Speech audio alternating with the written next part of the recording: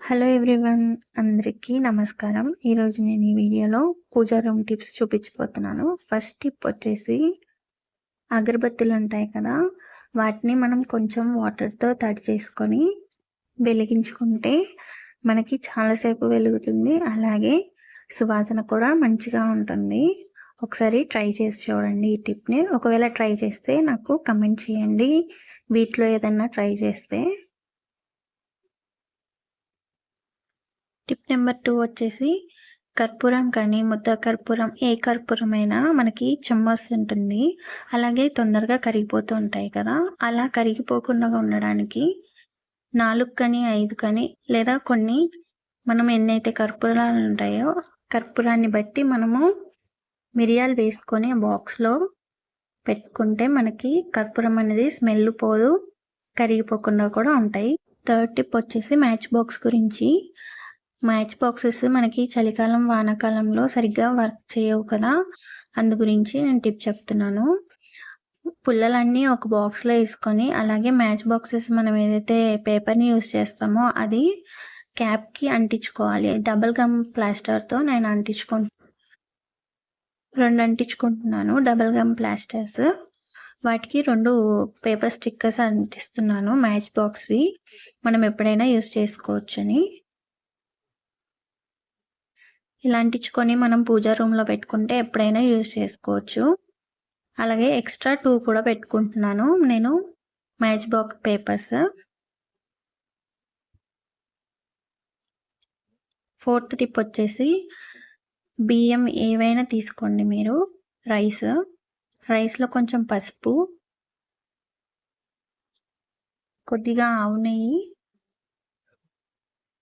కొంచెం జవ్వాది, అలాగే కొంచెం పచ్చకర్పూరం వేసుకొని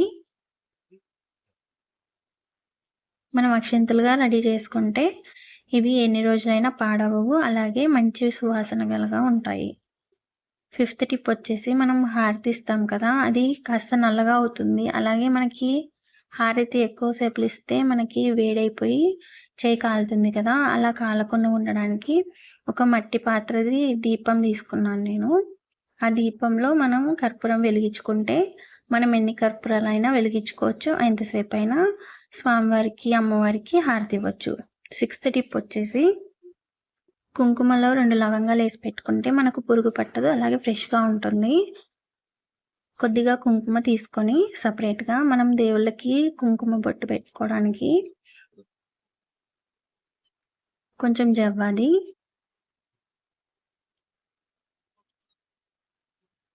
కొంచెం పచ్చకర్పూరం వేసుకొని మిక్స్ చేసుకోవాలి. మిక్స్ చేసుకొని మనం దేవుడి ఫోటోలకు కానీ మనమైనా ధరించవచ్చు, అలాగే మన ఇంటికి ఎవరైనా ముత్తైదువులు వస్తారు కదా వాళ్ళకు కూడా పెట్టొచ్చండి. సెవెంత్ టిప్ వచ్చేసి మనకి ఇలా ధూప్ స్టిక్లో ఒక ప్లేట్ ఇస్తారు కదా, అది కాలిపోతుంది, అలాగే మనకి చేతిలో పట్టుకోవడానికి కూడా వీలు ఉండదు కదా, అందుకని నేను ఒక మట్టిది దీప ప్రమిద తీసుకున్నాను. అందులో ఆ ప్లేట్ పెట్టేసుకొని మనము ధూప్ స్టిక్ అనేది వెలిగించుకుంటే మనము ఇల్లంతా ధూపం చూపించవచ్చు, అలాగే మనకి డస్ట్ అనేది కింద కూడా పడకుండా ఉంటుంది. ఎయిత్ టిప్ వచ్చేసి కొంచెం గంధం తీసుకున్నాను. గంధం మనం దేవుళ్ళకి పెడతాం కదా, అప్పుడు తెల్లగా అవుతుంది కదా, అలా అవ్వకుండా ఉండడానికి కొంచెం పసుపు,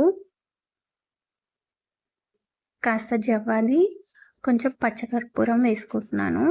మంచిగా వాసన వస్తుంది, అలాగే పాజిటివ్గా ఉంటుంది మన పూజ రూమ్ అంతా.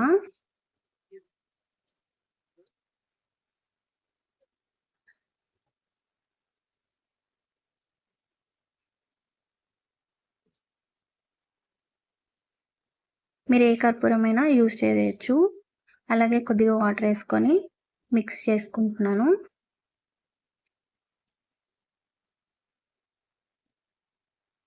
మిక్స్ చేసిన దాన్ని మనం దేవుడి ఫోటోలకు కానీ మనం కానీ ఎవరైనా ఇంటికి వచ్చిన వాళ్ళకు కూడా పెట్టచ్చు, మంచిగా సువాసనగా ఉంటుంది. అలాగే గంధం కలర్ అనేది కూడా మారదు. ఒకసారి ట్రై చేసి చూడండి ఈ టిప్ని. నైన్త్ టిప్ వచ్చేసి మనం ఇలా సాంబ్రాణి కప్స్ యూస్ చేస్తూ ఉంటాం కదా ఇంట్లో, అలా కాకుండా కప్స్ లేనప్పుడు మనం ఇలా ధూప్ స్టిక్ వెలిగించుకొని దాని మీదనే సాంబ్రాణి వేసేసుకొని మన చెయ్యి కూడా వేడి తగలదు, ఇల్లంతా కూడా చూయించవచ్చు, ధూపం వేసుకోవచ్చు. 10th టిప్ వచ్చేసి లక్ష్మీ అమ్మవారి కటాక్షం కోసం లక్ష్మీ అమ్మవారి దగ్గర మనం వెండి కానీ రాగి కానీ గిన్నె కానీ గ్లాస్ కానీ తీసుకొని అందులో మంచినీళ్ళు వేసుకోవాలి, ఎవరు ముట్టని వాటరు. అలాగే కొంచెం పసుపు, కొంచెం కర్పూరం, మీ అందుబాటులో పచ్చకర్పూరం ఉన్నా వేసుకోవచ్చు.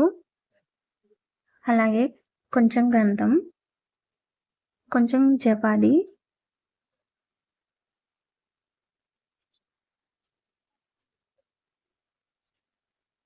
అలాగే రోజ్ ఫ్లవర్ కానీ ఏదైనా ఎర్రటి పువ్వు కానీ మల్లెపూలు కానీ అమ్మవారికి ఏ పువ్వు అయితే ప్రీతికరంగా ఉంటుందో ఆ పువ్వులు ఏవైనా వేసుకోవచ్చు. మనం ఆ గంధం కుంకుమతో అలంకరించుకోవాలి.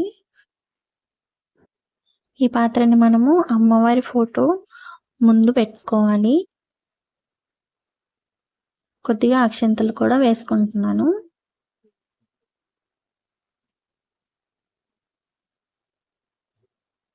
మీకు ఈ టిప్స్ నచ్చినాయని అనుకుంటున్నాను. ఒకవేళ నచ్చితే like, share, subscribe to my channel.